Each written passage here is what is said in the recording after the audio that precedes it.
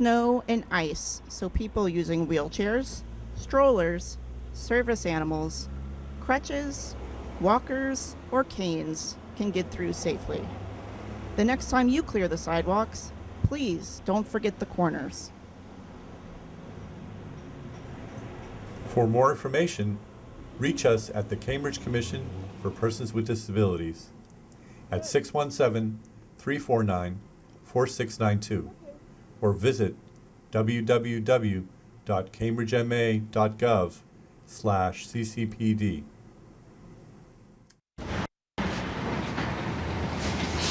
I am so pleased to be informing you that you have won the lottery in the Republic of Afghanistan. What? You won a great abundance and magnitude of money. All I need to transact this transaction is a small processing fee to be required. Simply cash this check, a portion of your winnings, and pay the fee. Then I will effect payment swiftly. Whatever. Scams like these don't work as well in person. That's why most of them are done online. Have you seen this sticker around town and been wondering what it means? It means that business is locally owned and independent and dedicated to supporting and promoting a vibrant economy here in the city of Cambridge. For every $100 you spend at a local store, 45 of it remains in the community. That's compared to $14 from the national big box stores. Locally owned businesses create more jobs and in some sectors better wages and benefits than national chains. So the next time you're looking for that really special one-of-a-kind gift or a night out in the town, look for the sticker. The stress of losing my home daily burdened me. For over 3 years, I tried to work with my bank to save my home. They kept telling me they couldn't help me and I would have to give up my home. A friend told me about Cambridge Neighborhood Apartment Housing Services. I called them. They thought the bank and never give up believing. They helped my family save our home. They gave me hope again. Do not hesitate to call them today.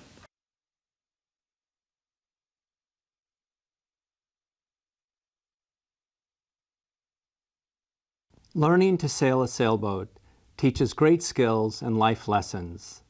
You gain independence and self-confidence. You learn teamwork. You learn to tie a great knot and to catch the wind. Community boating teaches sailing to kids, adults, and folks with special needs. Everyone's welcome. It's affordable and accessible. Come down to community boating and learn to sail. My name is Dialma Battle. I am the founder. Hi, welcome to another exciting week of Cambridge Inside Out. My name is Robert Winters. We're actually awaiting for Susanna Sagat, and hopefully she'll be arriving during the program. But to my left, to your right, we have our guest today, who's Brian Corr. So hello, Brian. Hi, Robert. Thanks so much. And you know, it's rare that someone says I'm on their right, so only in Cambridge. That's right. That's true. That's true. Now, Brian, you actually wear two hats with the city of Cambridge now. It is true. It's true. What are your hats? Well, I have these two roles at the city. I'm the executive director of the Cambridge Peace Commission, and I'm the executive secretary of our Police Review and Advisory Board, our civilian oversight agency that reviews actions of the police department. Right, and actually, it's now been a couple of years. By the way, we see our other host is arriving now. I just saw her come flitting by here. But how long have you held both positions now? Well, it's actually been about 2.5 years. It was in September 2.5 years ago. So right. I've been at the Peace Commission, which means I've been at the city since April 2008. So all coming up on the 6 years there. So. All righty. And we're gonna by the way, we're having just a little commotion out here as Susanna makes her entrance, her grand entrance. That's the great thing about Cambridge. We welcome everybody, absolutely, whenever they come, wherever they come from. Exactly. All right. Now, first, let me just ask a little bit here, and I know we want to talk a little bit more about what's coming up with the Peace Commission and such, but just a little bit of the history now. The Peace Commission actually began, how long ago now? It was in 1982. And its original name, I always forget it. Well, the official name is the Cambridge Commission on Nuclear Disarmament and Peace Education. All right. And so the origins of the Peace Commission go back to that period in which there was a lot of work around the United States on issues of nuclear weapons, nuclear warfare, the seeds and roots of conflict. And in Cambridge, I've heard different versions because I've been in and around Cambridge since 1987, but I wasn't here when that happened. Basically, the city council, a number of people on the council, thought it was very strange that we had a civil defense department that was working to help us survive nuclear war, but we weren't doing anything to address the causes of nuclear war. And that being Cambridge, if we couldn't come up with some way to inform and educate people about what could cause nuclear war and how to stop that, it would be ridiculous. So let's do that, as well as figure out how to have enough shovels to survive the nuclear exchange. All right. And on that note, surviving the nuclear exchange. Hello. Let's bring Brian, I'm so happy to see you. Glad to be here. Hello, everyone. I'm sorry I'm late. I got stuck. All right. It's Cambridge. Trying to fix my chair.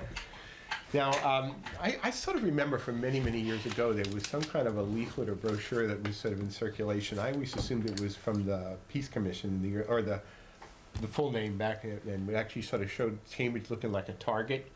Yes. You know, was that actually something? Well, that was actually done by the Civil Defense Department. Oh, really? And so the Civil Defense Department was ordered to produce that pamphlet to show what the effects of nuclear war would be on Cambridge. Right. And it was duplicated in many other places and even in other countries so that people could see if one relatively small nuclear weapon landed on their city, what would be the resulting devastation. Right. And again, at that time, people were really focused on how do we get into the fallout shelter, how do we prevent the worst effects, how do we survive it. And you may remember the movie The Day After came out. Yep. And I was in college when that came out. We all watched it. And for many people, it made them realize that the threat of nuclear war was not some abstract thing, but was very real. And it was horrifying, and the idea of surviving it was not very rational. You know, I never had to worry about that. And why is that? Because when I was growing up, this just goes to show how old I am, I'm sorry. When I was growing up in elementary school, we had drills. We had nuclear drills. So once a month, and cover. once a month, and cover. there would be I remember. there would be big things on the street, and the horns would go off, and the teachers would say, "Okay, children, we're having our nuclear drill." So we would have a blinds monitor. Someone had to shut the blinds because if you shut the blinds, then it protects you from the nuclear radiation. And you had to turn off the lights because I don't know why. And everyone would have to get under their desks, and that protects you too. That's right. The duck and cover. We did that once a month.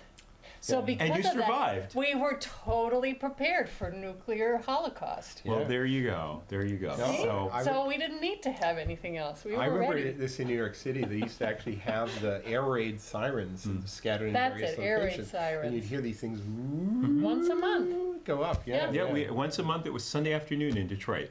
Yeah, so we're ready. So that is part of the origin of the Peace Commission. All right. And the other piece of the origin was really around peace education, developing curricula for peace education in schools, connected to the idea of preventing conflict at that very basic level. And over the years, that idea, peace education, became very mainstream. We have a couple of elementary schools in Cambridge that would say they are focused on peace and justice and peace education.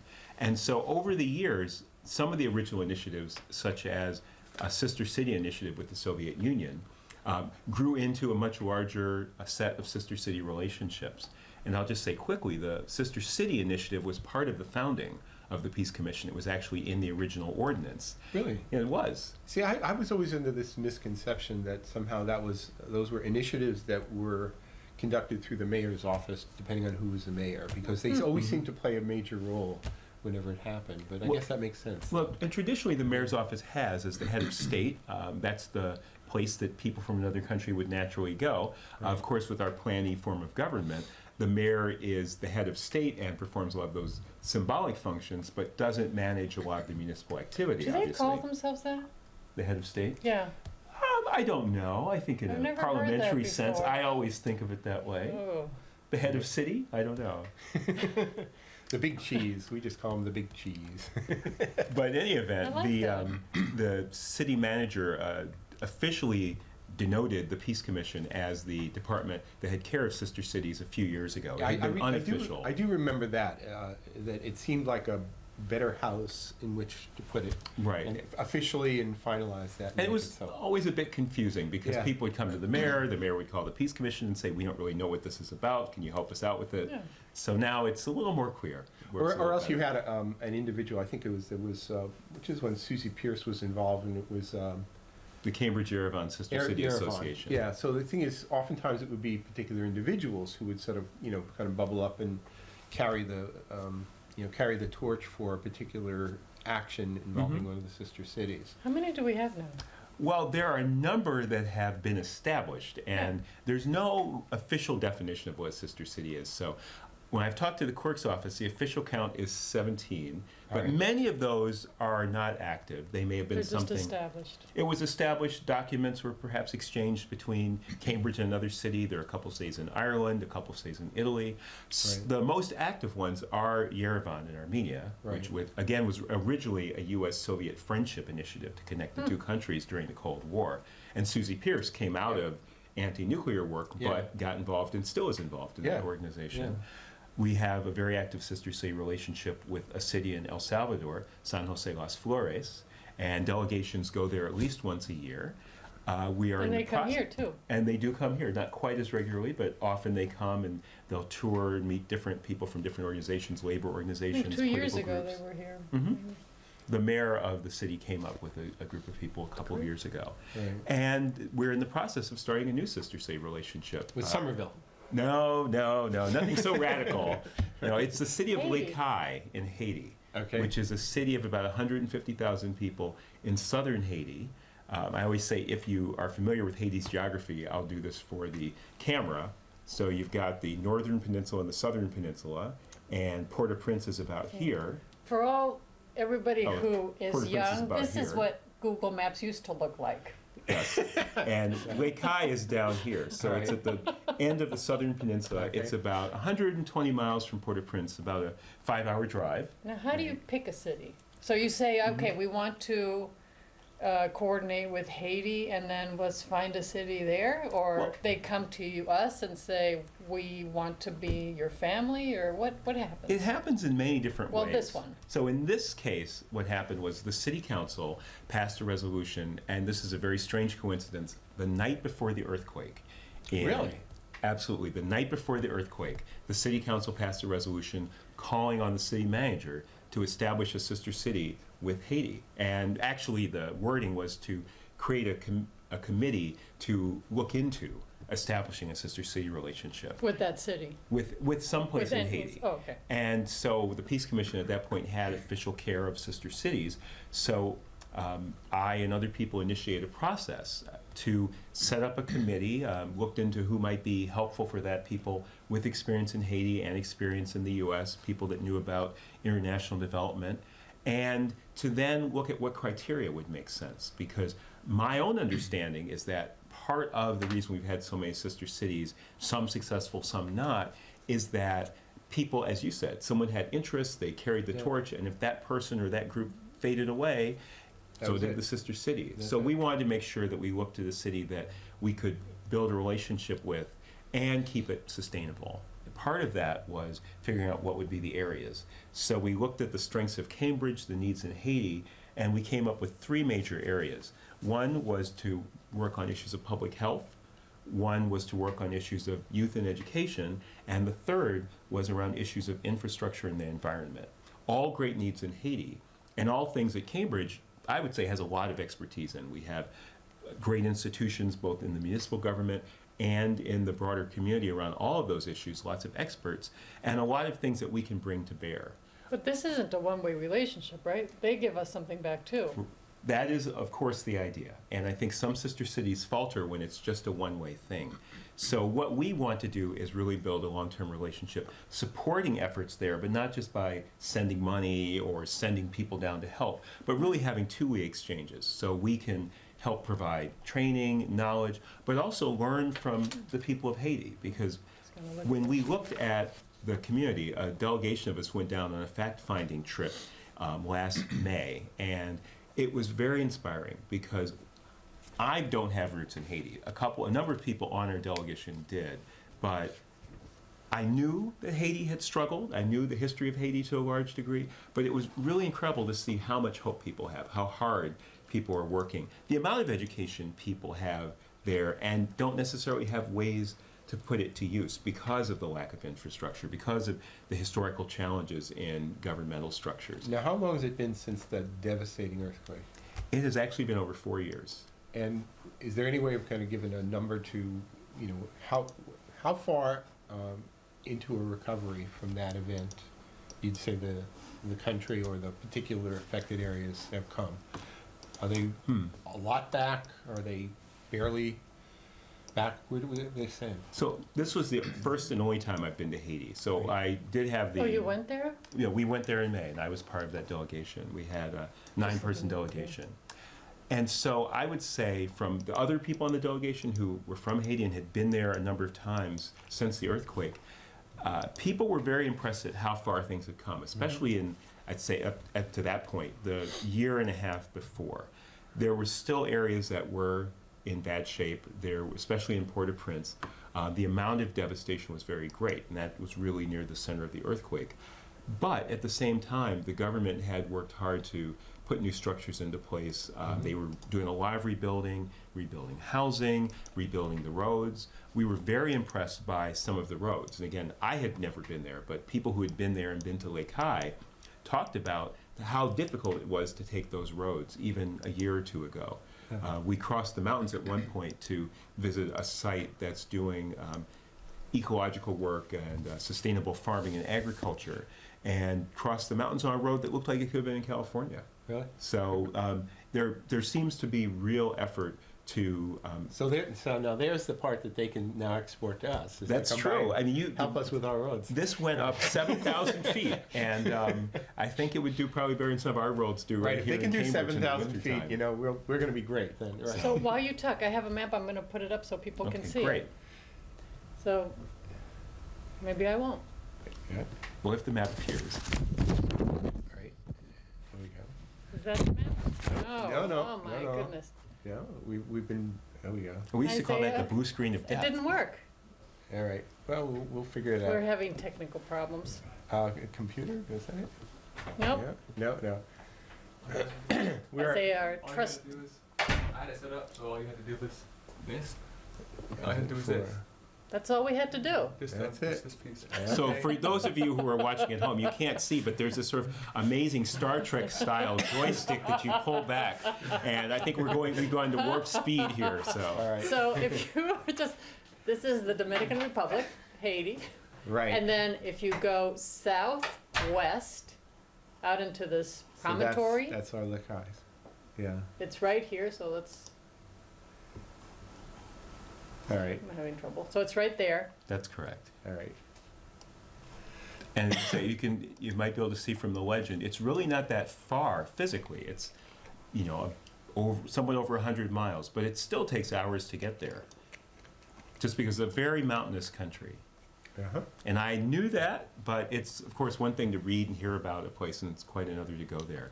Right. So that means everybody from Cambridge who goes to visit, please go by there and say hello to our sister city That's residents. right. And we are still in the process of doing the official steps. We did a launch event to announce this to the public that we are in this process, but it still has to go through the city council and to report back to them officially. We're working with the city manager's office, and of course we also have to work with the Haitian government. Haiti has a unitary government, much like, say, France, for example, which it's kind of based on in a sense. And so we're working with both the consulate in Boston and with the government in Lake Hai to develop this official relationship. And then the idea is that we will have people going back and forth, people going there to do training, to do some education, but also to help support the work that's going on there. We saw a lot. We visited a public high school and had lots of interesting ideas about how we could connect those students to students here through electronic means, perhaps through delegations. We went to see the main hospital, which serves about 300,000, 400,000 people. And again, it's amazing what people do considering the physical conditions. But the hospital was built during the American occupation in the 1920s, and there are open wards, and yet the doctors and nurses have been trained mostly in France and Cuba and Mexico and are excellent. It's unbelievable the work that they're able to do considering the situation they have to work in. So Brian, let me ask you something. So people are watching. Some people will be interested in this. Is there any way that the citizens of Cambridge can participate in this? How do they get involved? Or is this just something that you and your office are doing and that you'll let us know what's going on? I'd say it's both. Okay, we tell are us doing what- it, and we will let you know what's going on. But right now, we are working to collect names of people, find out people who are interested. And at this point, all you have to do is send an email to peace@cambridgema.gov. That's the Peace Commission main email address. And just say you're interested and want to know what's going on. We're developing an email list. If you are interested in one or more of the areas, again, education and youth, public health, and infrastructure and the environment, any or all of those, that would be great for us to know, because we want to know what resources there are in the Cambridge community, who has ideas about projects, who has connections that can be made. And we're also working to connect to other projects that do work in Haiti. A lot of people in Cambridge are familiar with Matenois, which is on an island that's part of Haiti, but it's off the coast. And that project is connected to the Grammar Park School when they had a Haitian immersion program and or Haitian bilingual program. And so we've connected with them. And we want to make sure both that we support each other here, but also that to the extent possible, we can facilitate cooperation among those projects in Haiti. Right. So it's very exciting, and I'm very glad that we're doing this. I'm glad that we're taking our time. It feels very slow to some people, but having looked at the 30-plus year history of the Peace Commission, for me, I've always said the last thing we want to do is say we want to connect to people in Haiti, and then 3 or 4 years from now, well, that was nice, but now we're moving on. Right. So So there's tell us that email address before we... peace, P-E-A-C-E, at cambridgema.gov. Now, Brian, the Peace Commission has other kind of irons in the fire as well. Other things that are done on an annual basis, or maybe some things that are coming up in the, in the very near future. Mhm. So, what are some of the other things that are sort of on the horizon for the Peace Commission that people may be interested in? Well, thanks for asking, Robert. We have a number of annual events that we do on behalf of the community and with the community. The one that's coming up next will be our annual commemoration of the Holocaust. And this will be the 25th year that we've done a community commemoration of the Holocaust. It works to honor all of the communities that were targeted during the Holocaust in Europe. And we have so far every year been able to find an actual survivor of the Holocaust to come and speak. So this year the commemoration will be on Wednesday, May 7th at Temple Beth Shalom in Cambridge. It's on Tremont Street, just off Broadway. Mm-hmm. And it will feature Mr. Israel Arbeiter. He is a survivor of the Holocaust. I believe he's 88 years old. And he speaks all the time. We've tried to get him for years, and last year he wasn't unavailable because he was in Europe making a film about his father and his father's life and his life, Right. which he will have available. So if people come to see him, they can then purchase the film and watch it. But we also, in that commemoration, include music, various remembrances, and work to, again, honor all of the communities that were targeted during the Holocaust. It's really a multi-faith commemoration, and is something that I think is really in the spirit of Cambridge. We also have a Peace and Justice Awards event that we do every year. That will be coming up in June. We are still working on the exact date because we have to get the honorees, and Yeah, it's always yeah. very That's a complicated. great event, too. It's so much community involvement in it. Oh, it's wonderful. Absolutely. And we work to recognize people that are doing work for peace and justice in all sorts of ways in the community. And that will be in June, most likely at the West Cambridge Youth Center, but I hesitate to say a date. So keep looking at the Peace Commission website for That's right. more information. Well, you know what else we can do is before the date of all these events, if you let us know, we'll announce it. Wonderful. Yeah, we'll get the word That's around. great. We're happy to. So we do those sorts of public But events. can you talk to a little bit Oh. about this? So this is the annual commemoration of Dr. Martin Luther King that we do every year. And this is, for me, one of the most important events because it really, from my point of view, works to lift up the legacy of Dr. King. There's a lot of talk of I Had a Dream and the March on Washington, but on April 4th, 1967, 1 year to the day before he died, Dr. King gave a speech at Riverside Church in New York City. And in that speech, he spoke of the giant triplets of militarism, extreme materialism, and racism. It's well known as a speech where Dr. King first spoke out against the war in Vietnam, but it's also the speech in which he really connected all of these issues that are very deeply rooted in American society and that nearly 50 years later we are still grappling with. So in this commemoration, we will have remarks from someone from the community or nearby who can talk about what the legacy of Dr. King means for us today in our current situation.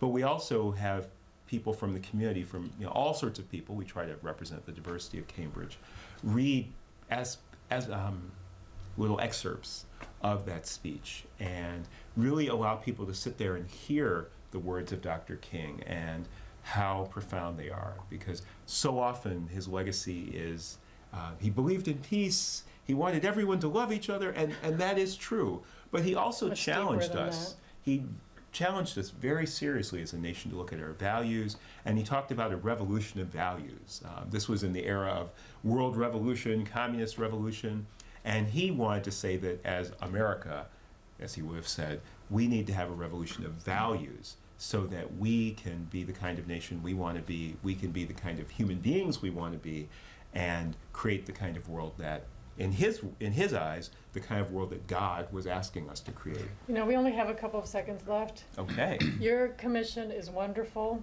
Well, thank you. And you have a board of commissioners.